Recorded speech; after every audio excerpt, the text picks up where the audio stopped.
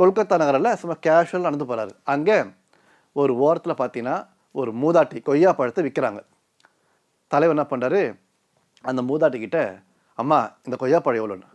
மகராசா உனக்கு விலையா, இதை எடுத்துக்குப்பா அப்படின்னு. இல்லைம்மா சொல்லுங்கள் எவ்வளோன்னு. ஆஹா நான் சொல்லவே மாட்டேன் அப்படின்றாங்க. தலைவர் என்ன பண்ணாரு, கூட இருந்த ஒரு முக்கியமான நபர்கிட்ட கேட்குறாரு, இந்த கொய்யாப்பழம் கூட என்ன விலை இருக்கும். ஐயா மொத்தமாக 50 ரூபா இருக்கும். ஓ அப்படியா, சரி சரி ஒரு 200 ரூபா கொடுங்க அப்படின்றாரு. 200 ரூபா கொடுக்குறாரு.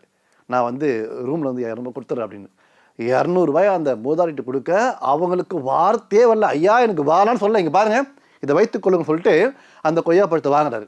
வாங்கி இந்தாங்க நீங்கள் சாப்பிடுங்க சொல்லிட்டு அந்த மூதாட்டிக்கிட்ட ஒன்று கொடுக்க அவங்களுக்கு அழுகையே வந்து விட்டதா. ராசா உன்ன மாதிரி நான் யாரை பார்த்ததை சொல்லிட்டு கண் கலங்கி போகிறாங்க. தலைவர் என்ன பண்ணாரு, அம்மா அழாதீங்கம்மா, நான் உங்களுக்கு பெற்றெடுக்காத பிள்ளை அப்படின்னு சொல்ல அந்த மூதாட்டி பார்த்து பேசுகிறாங்க. மூதாட்டியா, ஐயா மகராசா நீங்கள் நல்லா இருக்கணும் சொல்கிறாங்க. அதன் பிற்பாடு ரூமுக்கு போகிறாரு. போன உடனே அந்த 200 ரூபாயை அந்த நபர் கொடுத்துட்றாரு. மக்கள் தலைவர் எம்ஜிஆர் பார்த்தீங்கன்னா அப்பொழுது மரியாதை நிமித்தமாக அப்போ இருந்த மேற்கு வங்க முதல்வர் மரியாதைக்குரிய ஜோதிபா ஐயா சந்திக்கிறாரு. 2 நாள் தலைவர் அங்கே தான் இருக்கார் கொல்கத்தாவில். ஆனால் பெரிய மனுஷன் யாரும் சந்திக்கவே இல்லை. தலைவர் சந்தித்த அத்தனை பேர் பார்த்தீங்கன்னா நம்மை போன்ற ஏழை மக்கள், தமிழர்கள் நிறைய பேர்.